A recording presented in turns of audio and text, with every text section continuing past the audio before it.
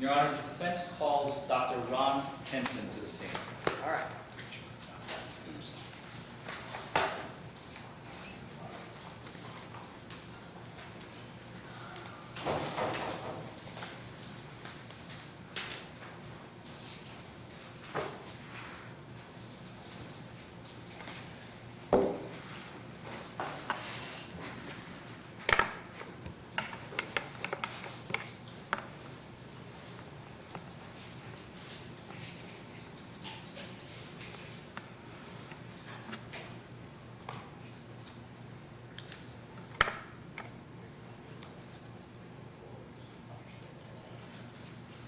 Hey, come forward, sir.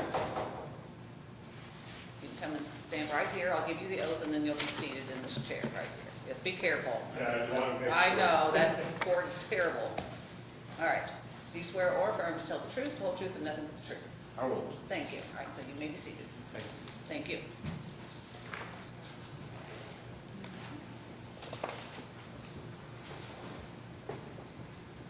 Good afternoon, Dr. Henson. Good afternoon. Could you please state your name for the record? Yes, Ronald Henson, Henson. What is your occupation and profession? I'm a forensic consultant with expertise in drugs and alcohol. I've been involved in one shape, form, or another for about 43 years now. Could you please tell us your post-high school formal education? Yes, from the vocations, I'm a graduate from Illinois State Police Academy. From academia, I have 4 college degrees. I have an associate degree, sociology, psychology that focused on drugs and alcohol. I have a Bachelor of Science degree from the University of Illinois with further studies with regards to forensics, drugs and alcohol, and criminal justice programming. I have a master's degree of public administration, in which my thesis was driving under the influence, processes and procedures for law enforcement that took from the initial investigation, blood alcohol, urine testing, all the way through to the end of the court case. I have a PhD degree from Walden University in Minneapolis, Minnesota. My residency was performed at Indiana University, and my focus of study was drug and alcohol testing in the workplace.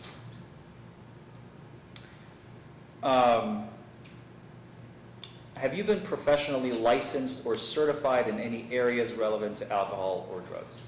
Yes, I've been licensed and certified by the state of Illinois, Illinois Department of Public Health, as an instructor in breath, blood, urine, alcohol testing, and other drug and narcotic identification and standardized field sobriety testing.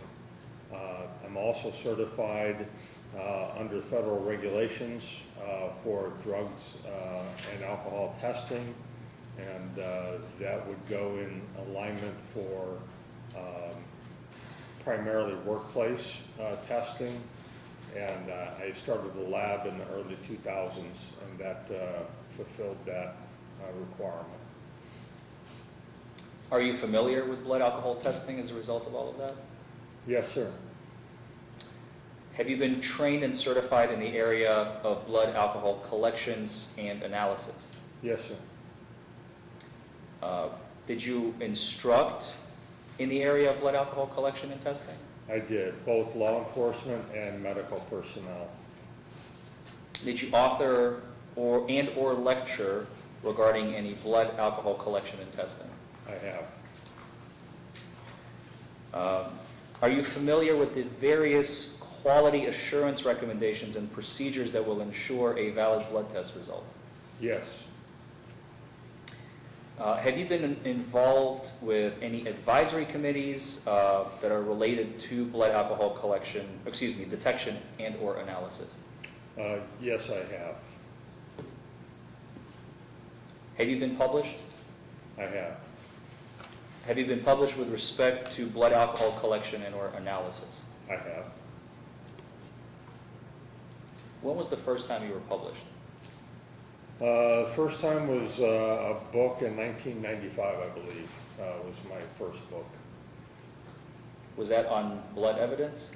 It was on the collective process, which included utilizing blood kits, similar to what was used in this case, with gray top tubes. And so I went through that process and procedure as well in that book. Do you stay up to date and current on the latest developments in the field of blood alcohol collection and testing? I do. Have you been qualified as an expert witness in other blood alcohol related cases in criminal and civil cases? I have. And in various jurisdictions? Various jurisdictions throughout the United States, yes.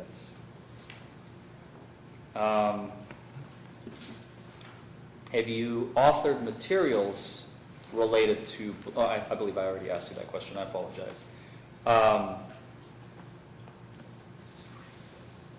Have you published any training manuals, practice books, or any other literature related to alcohol detection and analysis?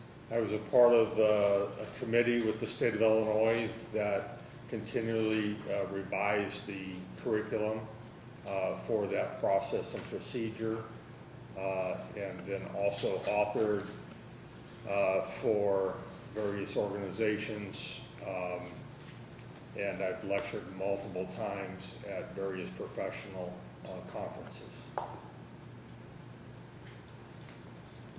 Are you currently certified by any entity as an instructor in the field of alcohol detection and or analysis? Yes, sir. That would be the state of Illinois, and then also under the federal rules and regulations. Were you paid by Ms. Brock to be here today? Yes.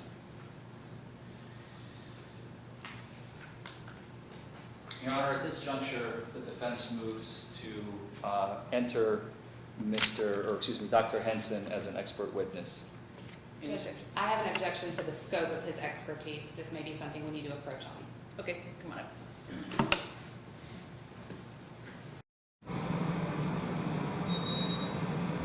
Start with one.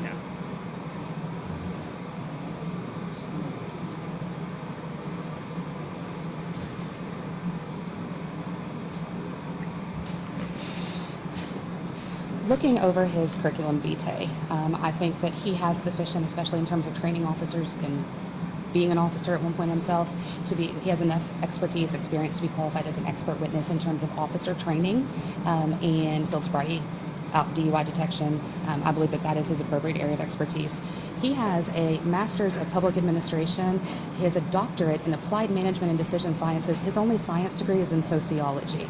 Now, he may, as he says, stay up to date on the scientific aspects of this testing, but he has no educational history. Just because a few states have certified him as an expert, I also have an appellate decision from, I believe, it's either from Wisconsin or Illinois, in which he was not certified as an expert, and the court references that. I think that he is an expert, but we have to be careful of the scope. A bachelor's degree in sociology and a doctorate in public administration and reading articles does not make you an expert. There's no testimony that he's worked in a lab, but he has experience with the chemical side. I will clarify that for the record, Your Honor. Okay, thank you. Okay.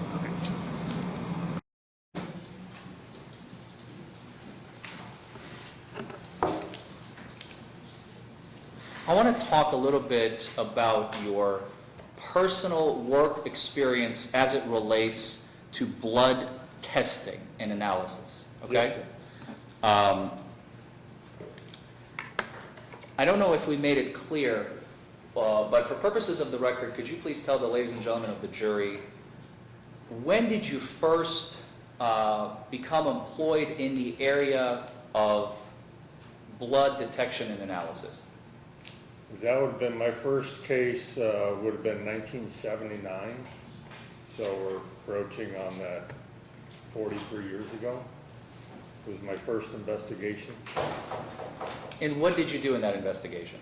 In that investigation, dealt with an intoxicated driver that was subsequently taken to the hospital. So there was clinical blood testing for alcohol, as well as the forensic kit used in that case. You know, I apologize for cutting you off, but were you acting in the capacity of an analyst or in the capacity of a police officer at that time? And in that case, law enforcement. Law enforcement. Okay. If you don't mind, could we fast forward to when you began your career as a blood analyst? In that case, my first training was at the Joliet, Illinois Forensic Crime Lab. I underwent training for 1 week, both for drugs and alcohol, blood alcohol testing, using gas chromatography, mass spectrometry, using a flame ionization detection, which was used in this case.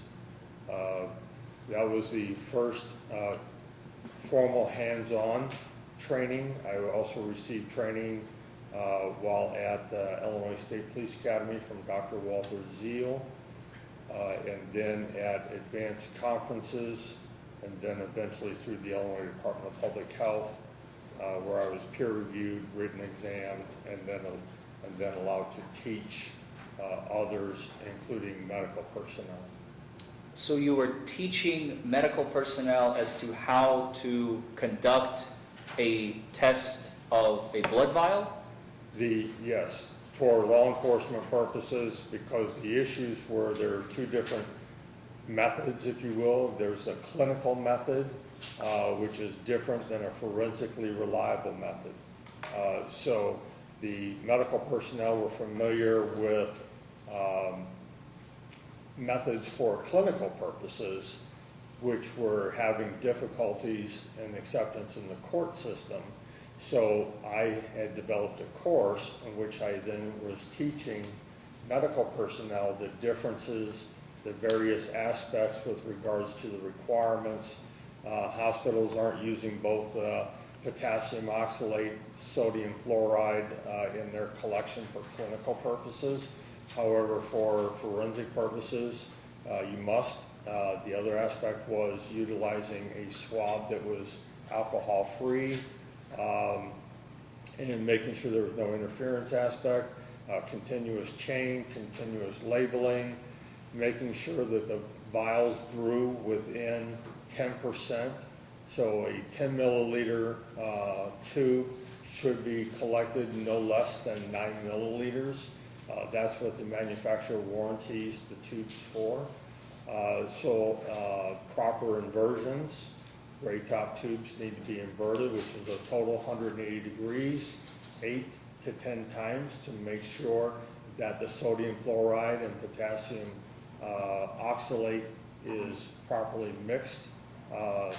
So there's a lot of process and procedure that is different than what may be done in a clinical setting. And you, I believe, testified that in the early 2000s you opened up your own business as it relates to blood and alcohol blood alcohol testing, and I imagine, is it drug alcohol, blood testing as well? Drugs, alcohol, breath, blood, and urine. Could you tell us a little bit more about your job in Sure. your private practice? It started out with regards to breath and urine testing for employment scenarios, and then that got moved into dealing and working with insurance companies. So if you want a life insurance policy, a blood sample will be drawn as a part of that life insurance determination by the underwriters. So we employed 2 registered nurses to be able to do the blood collections. I embarked on purchasing our own gas chromatography, mass spectrometry, analytical equipment. It was brought into the office. We went through some preparations, and at the end, we found that the overhead costs were going to far exceed our abilities to properly maintain it with the proper calibrators. So we ended up partnering with Quest Diagnostics out of Lenexa, Kansas. And so DHL came every day and took our specimens, and then it was overnighted. So you didn't have any delays in getting that sample tested. And DHL is a courier? It's a courier. I know I'm in the homeland of UPS. I don't know who owns who nowadays, but of similar aspects. So every day at 4:30 p.m., DHL would come to my laboratory, pick up the specimens for transport. Your Honor, the defense removes to admit Dr. Henson as an expert in blood alcohol testing and analysis. And I renew my position. We need to approach. I think he meets criteria to testify as an experienced person with regard to field sobriety tests and law enforcement. I have not heard anything that qualifies him with criteria for in terms of blood lab results.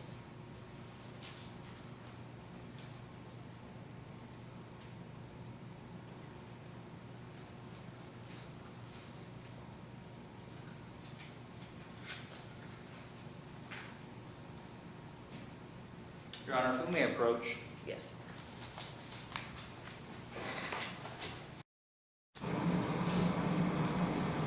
I'm very confused by Your Honor's ruling. I said, I'm very confused by Your Honor's He ruling. meets the classic criteria because he is taught, and he has experience, and he has. With respect to published blood regard- testing. Let me finish. With regard to field sobriety tests. Okay, and law enforcement. Sure, he can testify about all that. He owned the lab. That does not make him an expert. He did not just own the lab, he taught medical professionals how to test He did not. and He how. taught law enforcement the differences and the way the blood was collected. He did not teach medical people. May I respond just for preservation of record? Yes. He did a 1-week training in a crime lab, and after that said, I know what I'm doing, I'm going to go do this. He said he developed his own criteria. 1 week does not an expert make. That is, and then he says he bought his own equipment, and that makes him an expert. That's like me going out and buying a scalpel and saying, I'm now a surgeon. I know. I mean, they're putting the cart before the horse. He doesn't have the, And he was trying to use that to testify in front of the jury. And so, but no, you can ask him again, he hasn't published, he did not teach medical people this. He took 1 week and then he started his own business. I want to clarify that, maybe I misunderstood. I will clarify that, Your Honor. Okay.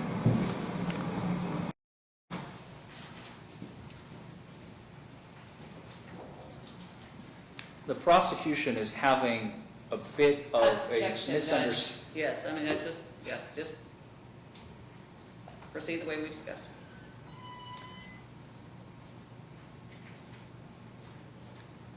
In order to clarify for the record, your training and experience as a blood alcohol analyst, okay? Just narrowing in on that. How many years of training and experience do you have total on blood and alcohol training, teaching, publications, and so on? That would probably be about 40 years. I was in charge of the program at the University of Illinois Police Training Institute, which is the primary police academy. I was in charge of that program. I had a committee that I was the chair of that determined the rules and regulations for the state of Illinois. Those rules and regulations are still in place today with regards to proper collection and the analysis methodology. I have lectured for, probably at least 20 years to professional organizations, attorneys, both prosecutors, judges, and defense counselors.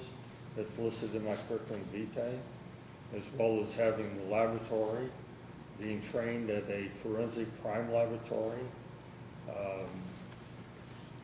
So it's been a collection of probably 40 years throughout that time period. Have you ever personally worked in a lab where you would receive vials, put them into a gas chromatograph, and enter them in for testing? That would have been during the training process, and then we did utilize that during the time period of looking to purchase our own device and maintaining it. As far as full-time employment, that would be no.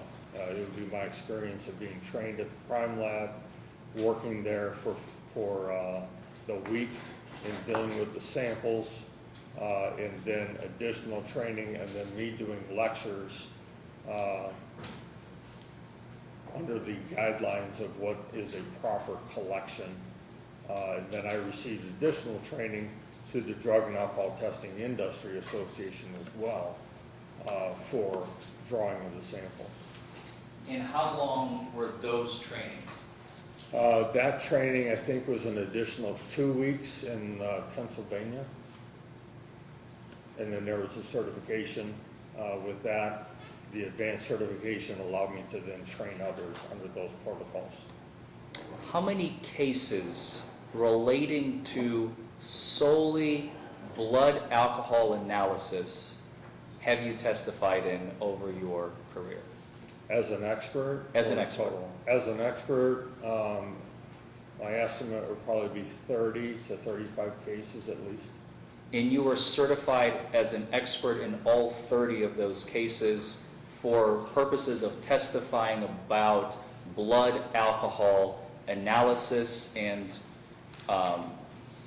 testing and analysis, excuse me. The collection, the proper blood collection and analysis.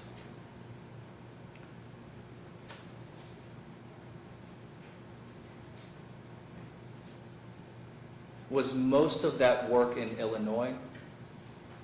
As an expert? Yes. As far as qualification? As far as being qualified as an expert, could you tell us how many states were you qualified as an expert in so far? I would have to look, but my estimate would be probably about 8 to 10 different states. Certainly Illinois is included in that with multiple jurisdictions. But I know that I testify regularly as an expert in the state of Missouri. I have testified, I believe, in Tennessee. I'd have to look it up to make sure, but they are listed in my curriculum vitae.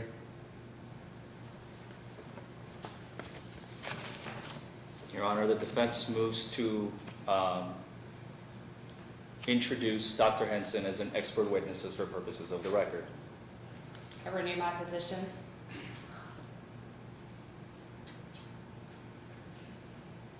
Based upon that testimony, I will let him testify as an expert for the purposes of the collection, not the results. That's what he trained in, and that's what he taught.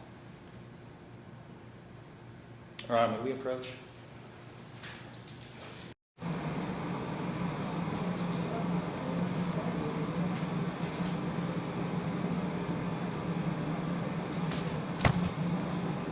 Your Honor, his testimony was clear that he is not just an expert on collections. He is an expert on collection, testing, making sure that the proper procedure is being followed. Procedures, Yes. And I would ask that the court allow him to testify. I'm not going to be asking him to talk about the 136. I am going to be asking him about the collection proceedings that happened in this case. That's the first portion. And then the second portion, I plan on asking him questions about the testing in the laboratory.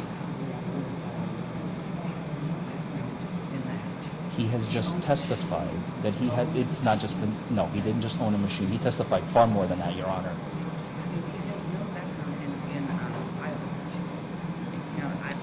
He doesn't need to have a background in biology. Yeah, okay. All right, let's take a short break. Sorry, we've hit a little glitch here. If you all would step out, please, and we'll get you back in here and back on the road as quickly as we can.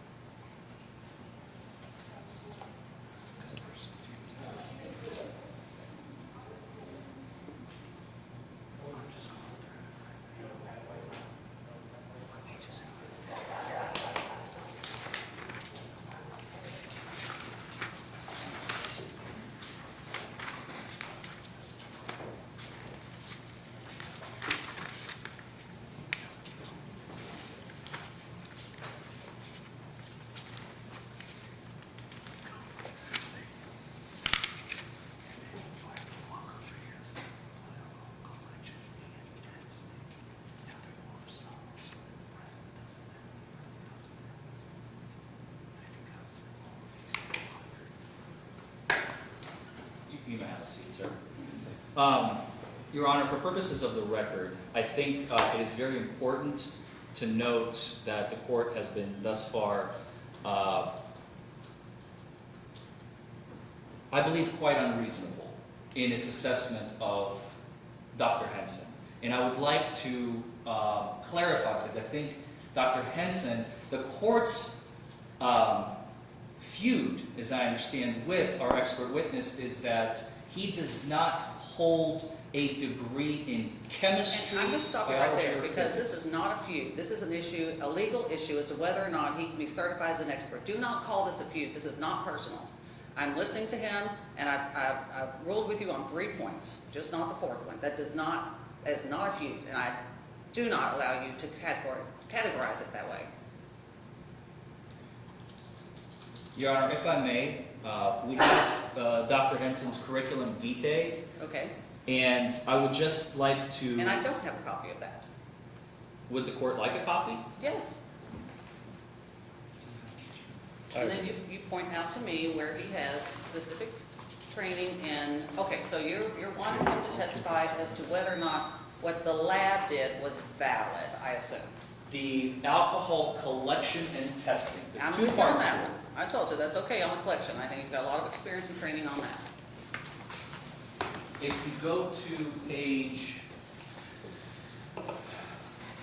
I have it marked over there, Your Honor, for where it says expert qualified state and jurisdiction. Okay.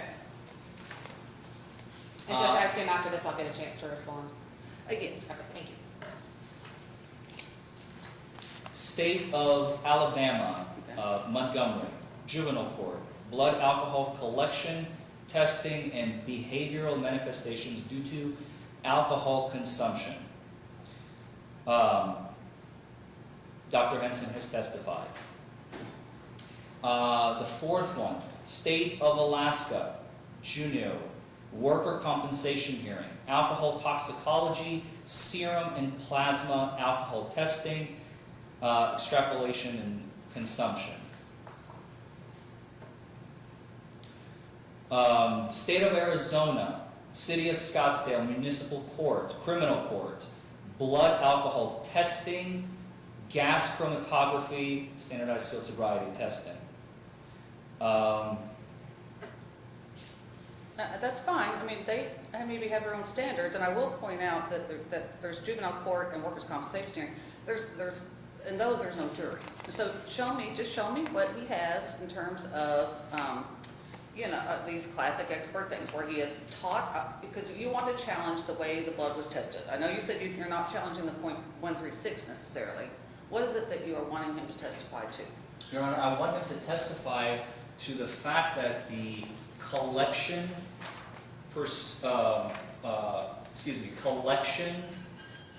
and the testing was done in a manner that is not consistent with standard operating procedures, and there are clearly errors here, not just in collection but also in the testing, as was clearly evidenced by the testimony of Ms. Fletcher, who testified that there were 2 unknown volatiles. This was the state's expert, that there were 2 unknown volatiles in the result in Ms. Brock's case, that she cannot identify. She does not know what they are. And I believe Dr. Henson is more than qualified to testify as to all of those issues. And I ask that the court allow him to do so. And he's never been certified as an expert in Kentucky. I'm asking. Dr. Henson, have you ever been I qualified? have, but not in blood. It was a breath alcohol test case. Yeah, of course. Yeah. Okay.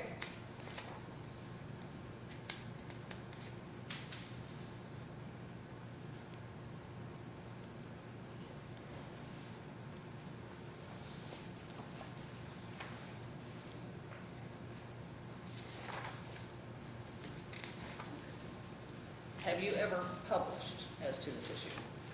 I'm Have you ever published as to I guess the test, what he's getting at is the chromatography. Right, the chromatograms, Thank you, yes. yes. I've lectured, and the publishing would have been the student material that went along with those lectures. Okay. But I have not published a scientific article on chematograms. And when you have taught, it has generally been to law enforcement, is that correct? Law enforcement, judges, prosecutors, defense attorneys, But no one in the And health police. field, any health field? not on the chematograms. Okay. The collection aspect was medical, but they did not get training from me on the chematograms or chromatography. Okay, okay. All right, do you have any questions, based upon? I don't have questions, I just have a statement. Okay, what is your statement? Judge, I think just because someone has been qualified and expert is not the standard here. The standard is should they be in this case. What we have talked about is an individual who did, I believe he said, a 1-week training in a crime lab, and then at one point followed up with a 2-week training somewhere else. An expert witness is supposed to have specialized knowledge above what the rest of us have. I have no doubt that he has published and taught these things, but the question is, does he have the educational and experiential background to do so? I've heard nothing about even education on how to draw blood. I'm not sure he's certified to do that. He was a law enforcement officer and teaches law enforcement officers. I believe he is an expert when it comes to officer training, education, and the administration of the field sobriety test. I do not question that. But he has, his only science degree is a bachelor's of science in sociology, sociology.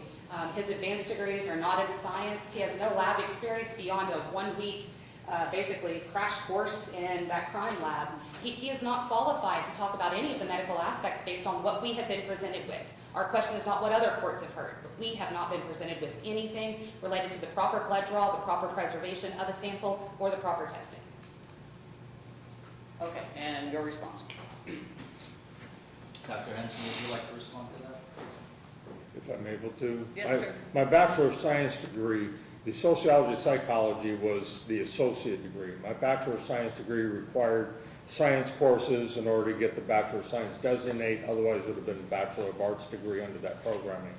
I had forensic training and education, alcohol, drugs, narcotics, physiology, pharmacology, as well as chemistry requirements in that degree. So the biology aspect dealt with the physiology aspect. It was from my side, it was a tough course, but that's what fulfilled that Bachelor of Science requirement. Okay, and I understand, and you must understand what we're getting at. I mean, these tests are, are complex. People who know about them are highly trained on them. Sure. Tell me if I'm wrong. Were you trained on that? And I keep saying it wrong. That chromatography is that what's the right word? You're actually pretty good at it. Okay, thank you. How I teach it is you just like you have a telegraph and then you have a telegram, Yeah. right? Yes. So same thing, you have a chematograph, right? And then you have chematograms. Chematograms is probably maybe what you saw as exhibits Yes. in the case showing the various lines of the detection. Yes. So that's part of what I do in the training, and not in this case, but we examine what's called fronting, tailing, the various peaks, which I don't expect that to be in this case, but I've been trained, I've trained others, I've trained probably well over 1,000 people in that field. Have I worked full-time, that's all I did was blood analysis on a chematograph? No, I haven't done that. I've been trained on it and have done it and had a laboratory which we were going to embark on it, but the annual expense was so great it would put us out of business, so we ended up partnering outside. So I don't know what else I can tell you without being honest. Here's my problem is that I'm hearing you say training. So where did you're training them in what, reading these graphs, or what are you in terms of the? Because I'm okay. I'm going to let you testify as to the collection and whatever you Sure. felt like was wrong about that. Sure. What I'm reluctant to is about actually analyzing how this very scientific test was done. Obviously you're going to critique that. Where in your background do you believe, in your experience and training, makes you an expert on that? My expertise, in my opinion in this case, I'm not gonna be critiquing the pipettes and whether the pipettes were calibrated, properly calibrated, those aspects. It's my understanding and my expectation in this case, it's just simply identifying, I think, what's already been brought out, and that is the fact that we have arguably some issues with regards to the collection aspect, the 10-day delay, maybe some missing procedures. I don't know what's been testified to. And then what effects could that be? And I pointed out that some of the issues here is we have 2 unidentified volatile substances which could be relational to an indication of neogenesis or newly formed alcohol post-collection. When those 2 substances aren't identified, they're very critical to say what are they, and my understanding and the documentation I have, it isn't there. So my testimony regarding the testing is going to be limited to those chromatograms. The reading of the chromatograms. The reading of the chromatograms, not the pipetting, Not not the calibration of the gas chromatography, Okay. how flame ionization detection, or even I had pointed out that this was done by headspace analysis versus direct injection. I'm not anticipating testifying to any of that aspect. It's just the chromatograms and how many of those have you read and analyzed over? oh geez, well more than 1,000, a lot, as well as textbooks, that I still have the textbooks in my office. All right, here's where we are. And I know you want to address that, but I'm going to say, as long as he does not address the mechanics of the actual test, I'll let him testify as to because he's read a bunch of them, to the reading of it. You've already brought up your concerns over the 2 reagents or whatever. They'll just have to be addressed and redirect or what have you, but I'm okay with that then. All right. Thank you. I'm sorry, I'm Thank having a you, hard Deborah. time understanding where the limits of this are. Can you explain that one more time, please? I'm not going to let him say, for instance, that the mechanism in which they use to get the graph is flawed, or The chromatograph, thank you. right. The chromatograph, that it's faulty in some way. But I'm going to let him, because he's read some of it, to look at and talk about the readings, all right? So he's not going to talk about why that test might have been wrong in terms of the machine failing, right? Right, I'm not going to address, because I didn't look at the calibrators, That's so not- I'm not going to, if you will, attack Yeah.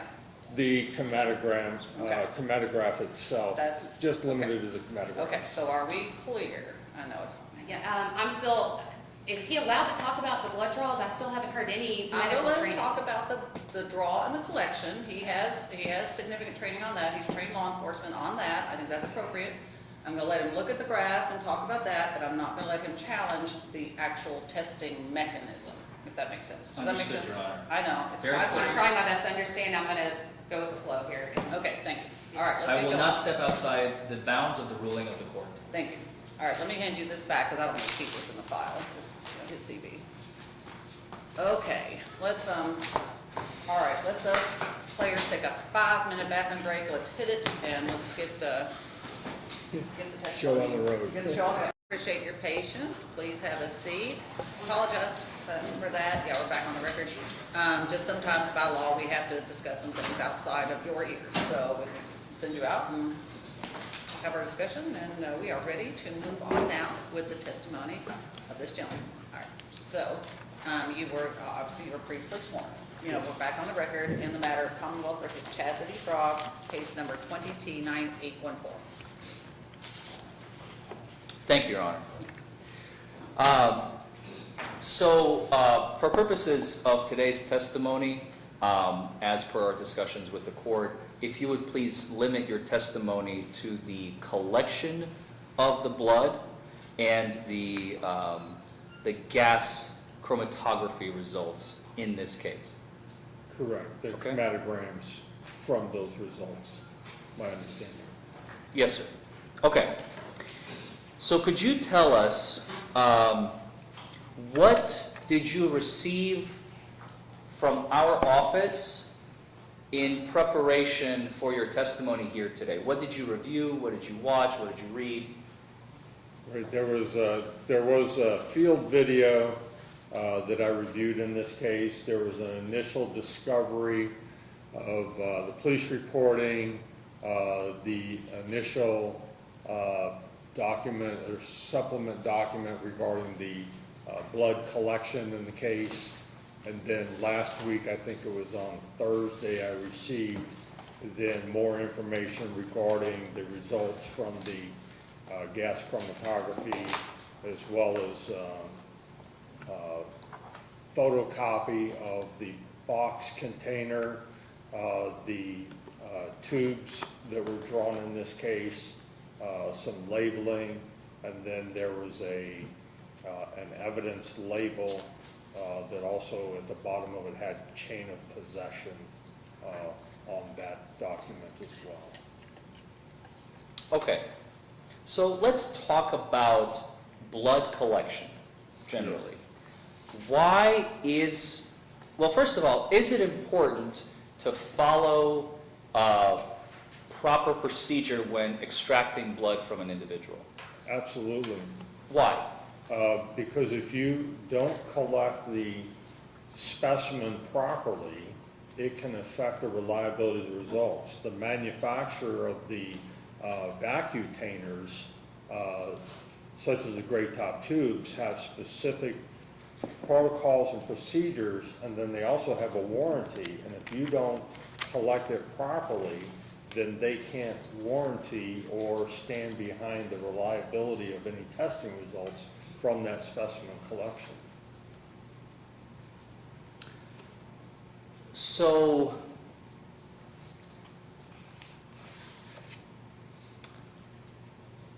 let's talk about this case for a moment with respect to the collection of blood, okay? Just the collection to begin. What did you observe based on the evidence that was provided to you in preparation for your testimony today? What did you observe that was either properly or improperly done in this case, in Ms. Brock's case? Well, there was lack of information. There was no documentation, or typically we'll say nurse notes or phlebotomist notes as far as the process and procedures that were performed in that collection process.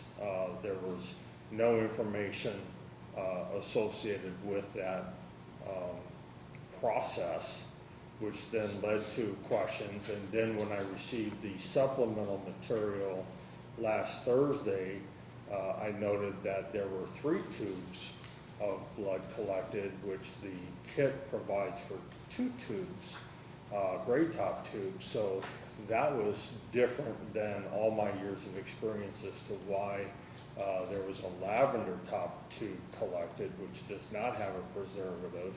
It has an anticoagulant, but does not have a preservative. Gray top tubes have both an anticoagulant and a preservative to help retard against any type of neogenesis or newly formed alcohol after collection. Any type of yeast or bacteria, fungi that gets inside the tube, blood is rich in sugar, and so therefore will feed off of the sugar, and you can produce additional alcohol post-collection from an individual. So that will be there to retard. However, the best is then to refrigerate the specimen, which will help keep that from occurring. Okay, so let's talk about the vacutainer itself, okay? Let's just limit to that for just a moment. As you just testified, the vacutainer has some powder on the bottom of it. What color does that powder, what color is that powder? It should have a light pinkish hue to it versus white. And it is the bottom, but it will get caked at the top, which is why they want total. We'll talk about the inversions in Right. just a moment. So just to be clear, why does it have to be pink? What happens if it's white? then that means that one of the components is missing out of the tube itself. And there was a major recall of about 247,000 tubes during this same period of time because they were missing one of the components inside the tube.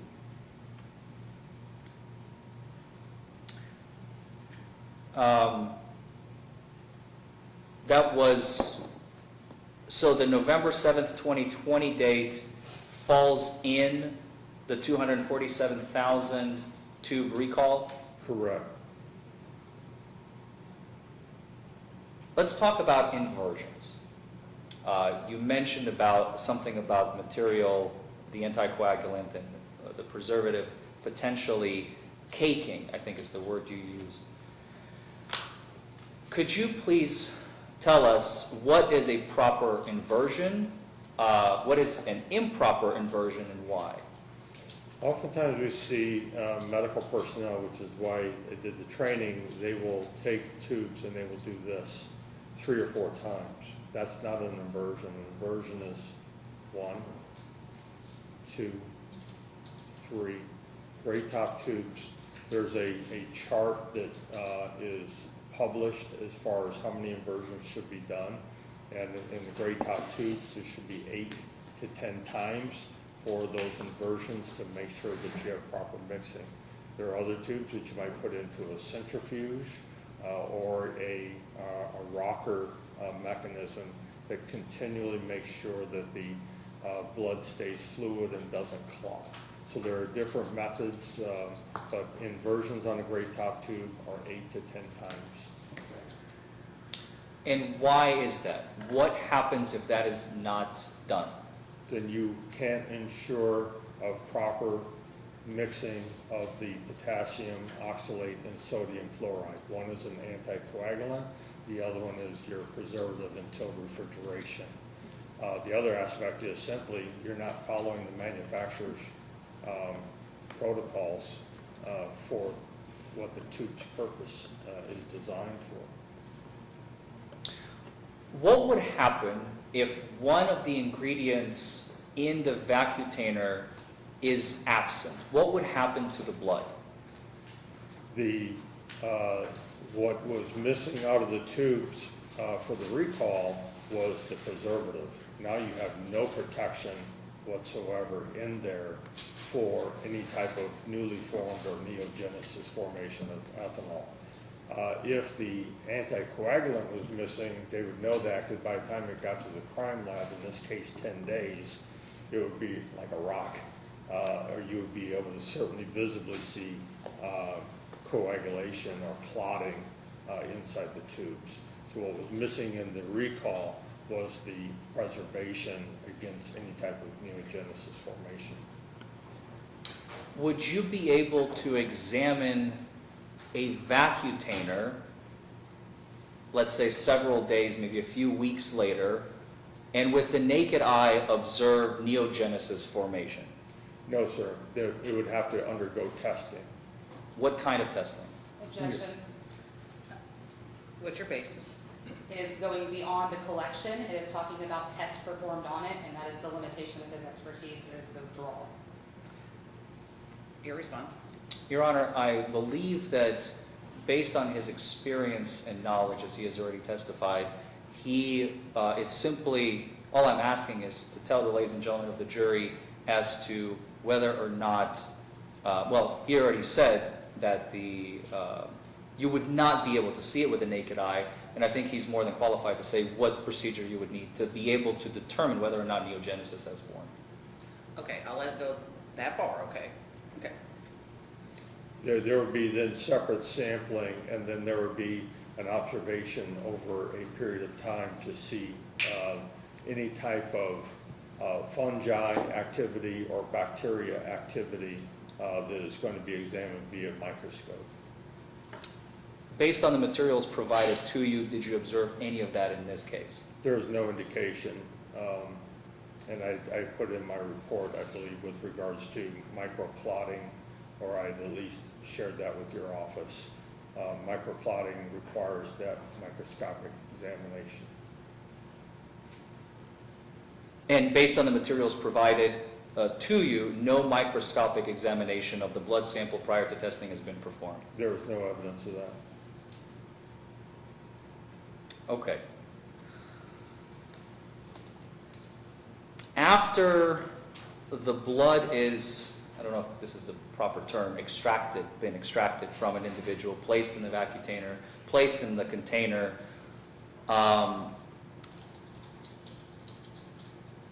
what happened with the blood in this case? Well, let me start with that. Based on the information that was provided to you, what happened with the blood tubes in this case? What have you found? There was a 10-day delay between the time that it was collected and the time that it reached the laboratory. There was no indication of a chain of custody of where the blood was during that time frame. And then the one document that identified, I think it's chain of possession, that was blank, it wasn't filled out. Your Honor, if we may pull up my computer, please.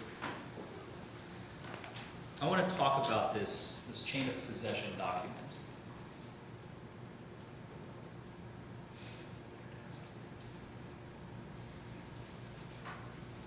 I have a copy of, that's what you're looking for. But you're more than welcome to. I just wanted to publish it. Oh, I see, you're to putting the it up jury. there. I Yeah, thought you were it's on the bringing it up on your computer to show me your computer. Are you referring to the chain of possession where it says the investigating? You're more than welcome to get up and No, I come can closer to the television if it's. Yes, it's hard to see from there, so if you need to, that's fine, if you want to. I'm good. You okay? It's in the lower left-hand portion there. The chain of possession, this portion right here, correct? Yes.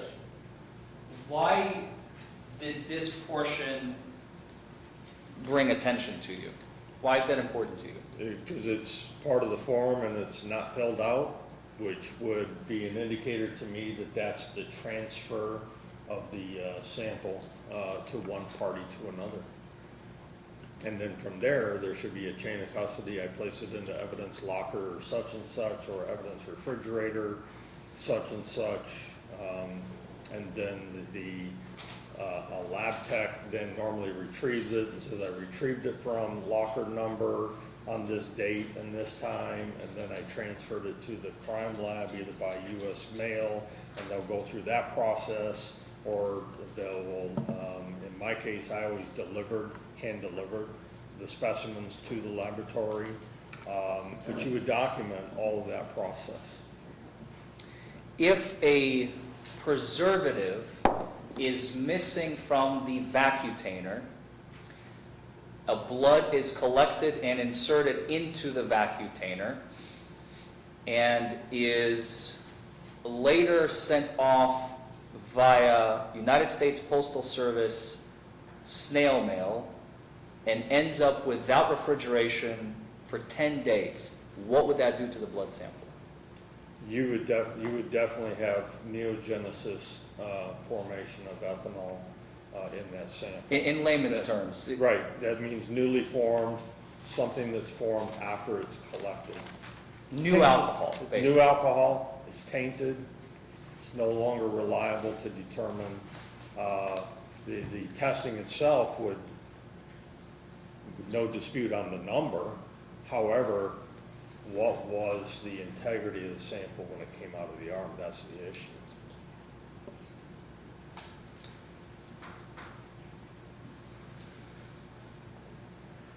And finally, with respect to the chromatograph in this case, have you had a chance to observe, analyze, study, and interpret the chromatograph for Ms. Brock's blood sample? It would be the chromatograms, which would be what's printed out from the chromatograph. The chromatograph is the testing instrumentation. I'm sorry, yeah. And what you get is the chromatograms. The chromatogram printed by the chromatograph. My apologies. So the chromatogram you have reviewed in this case. Yes, I have. What did you find? I found that you had the ethanol peak, and then you had an N-propanol peak. So you'll see. And what, I'm sorry, So- let's just go piece by piece. What is an N-propanol? What is that? N-propanol is your internal standard for calibration purposes, so that should be there, of a specific value known to the chemist. And then you have your ethanol peak, which would be the next one to the, reading it from right to left. And then we have two measurable peaks that are not identified then for number 3 and 4. And what are they? Don't know, they did not define what they were, but it's definitely noteworthy, because if you have a fermented sample, which would be an indicator of newly formed alcohol, then that could be relational to one or both of those peaks. We don't know what they are, they're not identified, but it was noteworthy when I reviewed the case. No further questions, Your Honor. Okay. All right, Ms. Vickers. Thank you. Are you licensed? Do you have any medical licenses? No, Do you have any, do you have any are you a chemist? am I a what? A chemist? I'm not a chemist by trade. Okay. But you took some chemistry classes when you got your bachelor's degree? I did. Okay. Now, you talked a lot about trainings that you do, right? You train other people on what to do. You train attorneys, you train police officers, is that right? Right, judges, prosecutors, And you talked about that you have been published. yes. In the list of the publications that you gave us, almost every single one has to do with defending DUI, doesn't it? That's, the Defending DUI is a book that my chapter was put in. My chapter is not for defense, but that's where they, But it's in a book about defense, right? well, it is by the Illinois Institute for Continuing Legal Education, which is not a defense organization, but that's where they stuck the chapter. There's also the same similar chapters, one of them for prosecutors. It was Hold on, sponsored by I'm getting there. My question was about the defense book. Only once have you spoken or written about from a prosecution perspective, and that was a Mothers Against Drug Driving in Illinois in 2001, is that right? Right, that was a chapter in that book. Mhm. But I count around the same time period, 1, 2, 3, 4, 5, 6, 7, 8, 9, about defending DUIs. Is that right? When you say around the same time, I can go through the list, and I know that You've there's more. spoken at least 9, or written at least 9 Objection sections. argumentative, Your Honor. I would ask that the court allow my witness to. I can do that, Judge, I'm sorry. I'm I know. trying to balance moving along. Sure. and- Yes. That's, yeah. I'm sorry, go ahead. There are many more beyond that that's not using the defense terminology.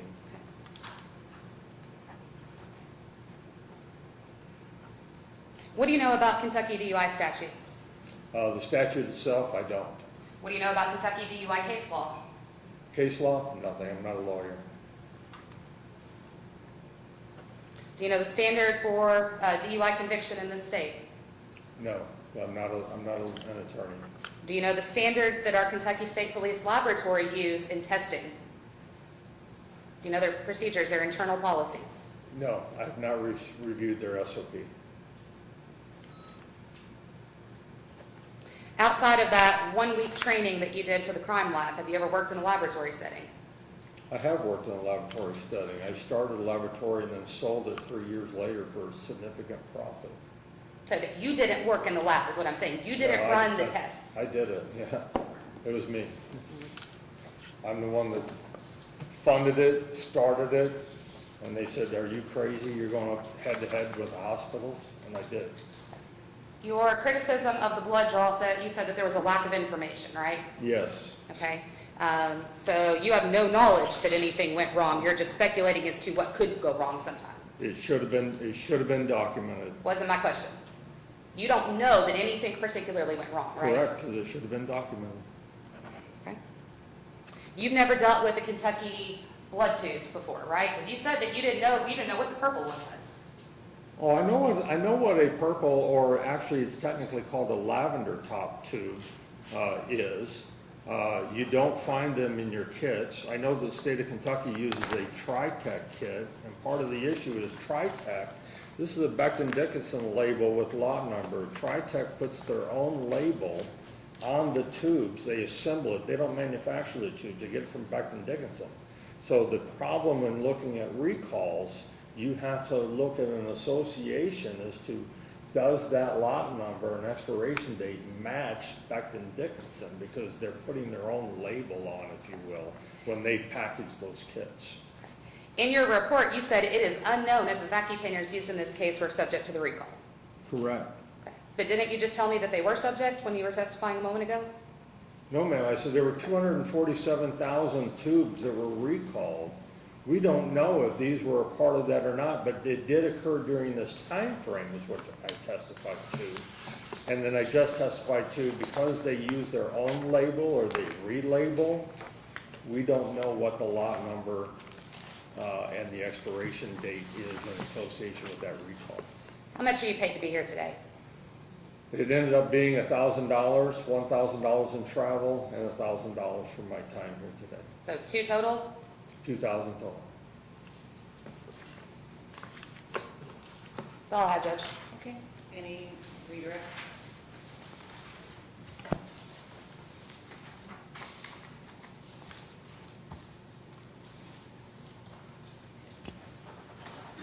No questions, Judge. Okay, may this witness be excused? Can we approach her now? Yep.